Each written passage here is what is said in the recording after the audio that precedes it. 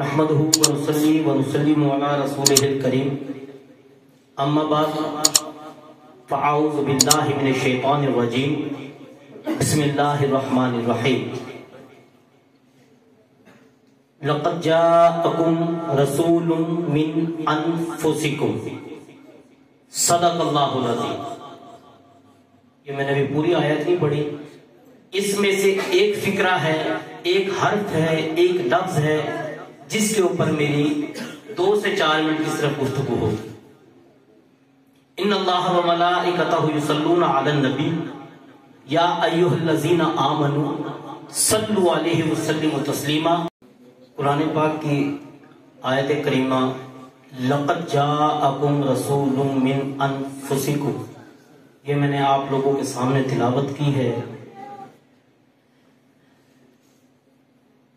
اس میں ایک حرف ہے جسے ہم انفسکم کہہ کر پڑھتے ہیں۔ کیا ہے؟ تھوڑا تھوڑا میرے ساتھ بھی پڑھتے رہیے نا، تاکہ آپ کو بھی ثواب ملے، مجھے بھی ملے، جس مقصد کے لیے آئے ہیں وہ مقصد بھی پورا ہو جائے۔ آج کل تو جو دور چل رہا ہے نا وہ ایسا ہے کہ سر والا ہو جسے دوڑے مائیے آتے ہوں، پوری رات سنیں گے، اس کو 50,000 روپے اس کی فیس دیں گے، صبح اٹھ کے پوچھنا ہاں بھائی سنا رات کیا سنا تھا، یار تو نہیں پتا کی سنیا پر چس بڑی آئی سی۔ آئے دین کی گفتگو کرنی ہنسنے کی بات نہیں، مقام میں شرم ہے۔ میرے نبی کا فرمان ہے کہ وقت آئے گا ممبر پہ بندر ناچیں گے، یہ وہ زمانہ آ رہا ہے۔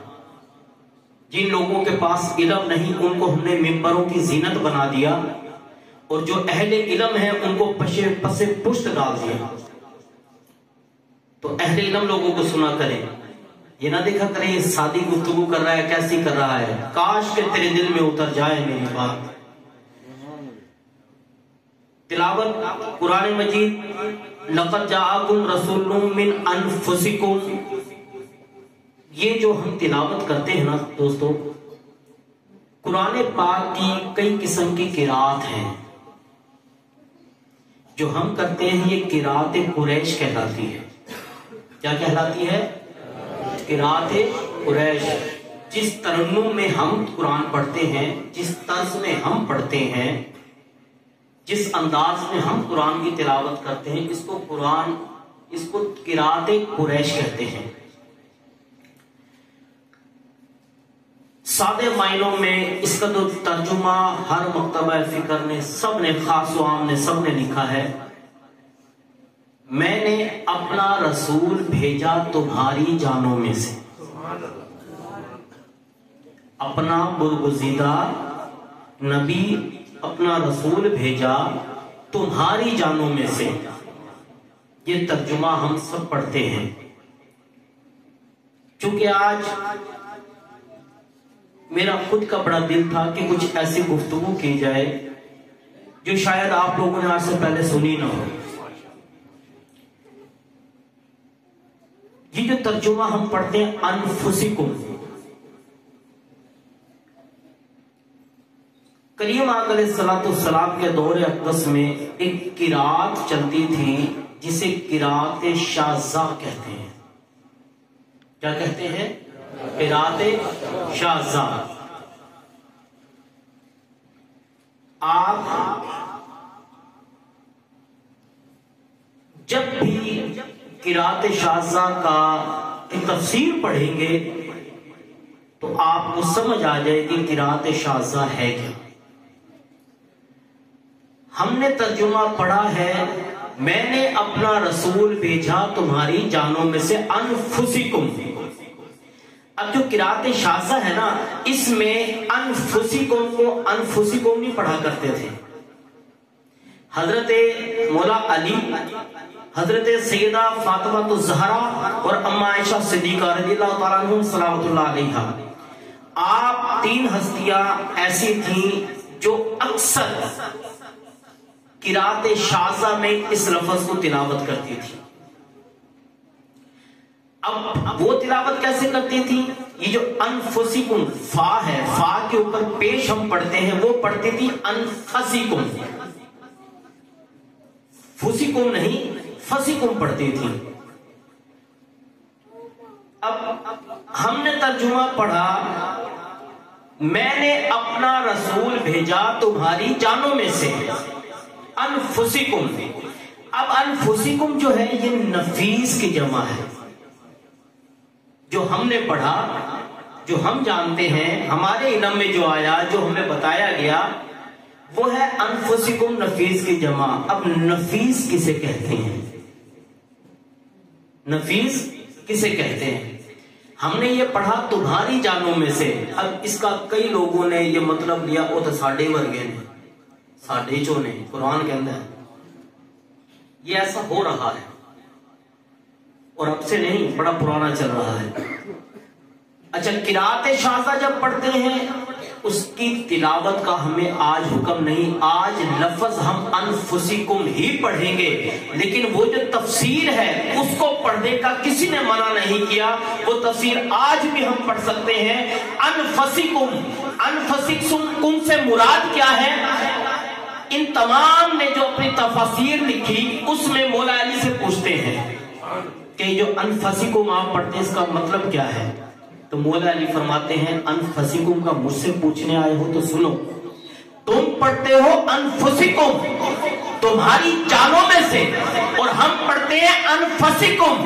اللہ نے اپنے محبوب کو ایسا نفیس بنایا، ایسی نفاست عطا کی کہ دنیا کے سارے نفیس، دنیا کی ساری نفاستیں مصطفیٰ کی نفاست کی گرد کو نہیں پہنچ سکتی۔ میں نے اپنا محبوب ایسا نفیس بنایا کہ ساری دنیا کی نفاستیں نیچے رہ جائیں، میرے مصطفیٰ کی نفاست کی گرد کو نہیں پہنچ سکتی۔ اب آگے چلیں، ہم قرآن میں پڑھتے ہیں الحمدللہ رب العالمین، سورہ فاتحہ سب پڑھتے ہیں نا، اس میں لفظ پڑھتے ہیں اہدنا الصراط المستقیم، ہمیں سیدھے راستے پر چلا۔ نماز پڑھنے کا پہلا اصول یہ ہے کہ جو تم نماز میں پڑھو تمہیں پتا ہو تم کیا پڑھ رہے ہو۔ جو ہم جلدی جلدی نماز پڑھ لیتے ہیں اس کا فائدہ نہیں، پہلے سمجھو کہ تم بات کس سے کر رہے ہو، تم گفتگو کس سے کر رہے ہو؟ دو جہانوں کے رب ذوالجلال سے، جو سب کا رب ہے، میرے نبی کا بھی رب ہے، میرا بھی رب ہے، سب کا رب ہے، اس سے گفتگو کر رہے ہیں۔ اہدنا الصراط المستقیم، ہم نے اس کا ترجمہ پڑھا ہے، کیا پڑھا ہے؟ اے اللہ ہمیں سیدھے راستے پر چلا، ہمیں سیدھی راہ دکھا۔ اس میں کوئی دو راہیں نہیں، سب کا یہی ترجمہ ہے، ہر مکتبہ فکر کا یہی ترجمہ ہے۔ اب آئیے اما عائشہ صدیقہ رضی اللہ عنہ سے پوچھتے ہیں کہ آپ کی نظر میں اس کا ترجمہ کیا ہے قرات شاذہ میں؟ آپ فرماتی ہیں اہدنا الصراط المستقیم سے مراد محمد مصطفیٰ کی ذات، اہدنا الصراط المستقیم سے مراد محمد مصطفیٰ کی ذات ہے۔ جب تم نماز کے لیے کھڑے ہو، کیا مطلب؟ کھڑے ہو گئے، اہدنا الصراط المستقیم پڑھ لیا، سیدھے راستے پر چلا، سیدھی راہ دکھا۔ آپ نے فرمایا نا کہ تم پڑھتے ہو سیدھے راستے پر چلا، سیدھی راہ دکھا، ہم عشق والے ہیں، ہم سے پوچھو، ہم جب پڑھتے ہیں اہدنا الصراط المستقیم، اے میرے رب ذوالجلال اپنے محبوب کی شان دکھا، اپنا محبوب دکھا، اور چھوڑے یاد مکھڑا دکھا، ہمیں ایسا دکھا جسے تو تکتا رہا، ہمیں وہ دکھا جس کے لیے تو نے کائنات بنا دی، ہمیں وہ ذات دکھا جس پر تو مہربان رہا، جسے تو نے اپنا محبوب بنایا، ہم اپنے محبوب مصطفیٰ دکھا، ہمیں اس کی شان دکھا۔ یہ قرات شاذہ میں عشق والے ترجمہ کرتے ہیں۔ پھر اللہ پاک آگے قرآن پاک میں فرماتا ہے اللہ کی رسی کو مضبوطی سے تھام لو۔ یہ بات سننے کی ہے، یہ بچے جو شور کریں بیٹا ان کو چپ کرا دیں یا باہر بٹھا دیں۔ میری بات یہ الفاظ میں کہہ کر چلا جاؤں گا، ایک شخص نے بھی اس پر عمل کر لیا، میرے لیے بات کافی ہے۔ اب بڑا بیٹا بس یہ چھوڑ دیں، یہ چھوڑ دیں، اب ہو گیا، اب صرف گفتگو سنیں، بس نیچے رکھ دیں، اس کی ضرورت نہیں۔ گزارش یہ ہے ہم قرآن پاک میں اللہ نے فرمایا، ہم پڑھتے ہیں اللہ کی رسی کو مضبوطی سے تھامو اور تفرقوں میں نہ پڑھو، مطلب فرقوں میں نہ بٹو۔ بس میری یہ آخری گفتگو کی بات، آخری الفاظ ہے کہ اللہ نے فرمایا تفرقوں میں نہ پڑھو، اللہ کی رسی کو مضبوطی سے تھام لو، تفرقوں میں نہ پڑھو۔ اب ہم اپنے علماء کرام کے پاس جاتے ہیں کہ حضرت اس کا ترجمہ کیا ہے؟ اب ہمیں بتایا جاتا ہے نماز پڑھو، قرآن کی تلاوت کرو، روزہ رکھو، حج کرو، زکات دو، یہ اللہ کی رسی ہے، اس کو مضبوطی سے تھامے رکھو، اس سے ہٹنا نہیں۔ یہ مسجد کی چار دیواری ہے، یہی دین ہے، یہی دین ہے، اسی میں کامیابی ہے۔ اور سنیں، اب عشق والوں سے پوچھتے ہیں آپ کے نزدیک اس کی کیا مراد ہے؟ حضرت عبداللہ ابن عباس رضی اللہ تعالیٰ عنہ، آپ کی تفسیر آج بھی چلتی ہے، آپ لکھتے ہیں کہ اللہ کی رسی سے مراد محمد مصطفیٰ کی ذات، اللہ کی رسی سے مراد محمد مصطفیٰ کی ذات ہے۔ اے لوگوں، اپنی زندگی میں اپنے آپ کو دامن مصطفیٰ کے سائے میں چھپا لو، تم اس دنیا میں بھی کامیاب ہو جاؤ گے، تم آخرت میں بھی کامیاب ہو جاؤ گے۔ اگر دنیا میں اور آخرت میں کامیابی حاصل کرنی ہے تو اپنے آپ کو دامن مصطفیٰ میں چھپا لو، اپنے آپ کو اپنے ہاتھوں میں دامن مصطفیٰ کو لے لو۔ ارے یہی وہ ذات ہے، یہی وہ دامن ہے، جب قیامت کا دن ہوگا ہر ذی نفس ایک ہی صدا لگائے گا، نفسی نفسی لا غیر اللہ، جاؤ کسی غیر کے پاس، جاؤ کسی غیر کے پاس۔ جب عیسیٰ علیہ السلام کی باری آئے گی، لوگ آپ کے پاس جائیں گے، عرض کریں گے کیا آپ بھی ہمیں وہی جواب دیں گے جو دوسرے انبیاء نے دیا؟ تو عیسیٰ علیہ السلام فرمائیں گے میرا جواب بھی وہی ہے جو دوسرے انبیاء نے دیا، کہ اس جاہ و جلال کے آگے ہم کیا کر سکتے ہیں؟ ہاں، ایک بات زائد کروں گا کہ ایک ہستی ایسی ہے، اس کے پاس چلے جاؤ۔ میرے کریم آقا سجدے کی حالت میں ہوں گے، لوگ دوڑیں گے، آقا سجدے سے سر اٹھائیں گے، آواز دیں گے اے لوگوں کہاں بھاگتے ہو؟ ارے ہاں ہاں، یہ شفاعت کا منصب تو میرا ہے، آؤ میں تمہیں اپنی کمنی میں چھپا لوں۔